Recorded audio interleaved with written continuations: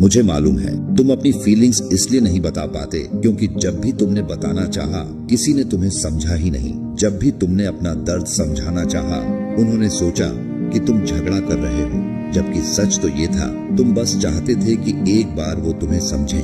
और जब हर बार जवाब में सिर्फ खामोशी मिली, तुम अंदर ही अंदर घुटते रहे और फिर बोलना ही छोड़ दिया। जो लोग सबसे ज्यादा टूटे होते हैं वही दूसरों को सबसे ज्यादा समझते हैं, क्योंकि वो जानते हैं टूटने का दर्द क्या होता है। ऐसे लोग भीड़ से अलग होते हैं। जो लोग सबसे ज्यादा दुखी होते हैं वो हर सवाल का जवाब मुस्कान से देते हैं, इस उम्मीद में कि शायद कोई उनकी मुस्कान के पीछे का दर्द समझ सके। अगर कोई तुम्हें अपनी फीलिंग्स बताने की हिम्मत करे तो उसे सुनो, उसे जाने मत दो, बस सुन लो।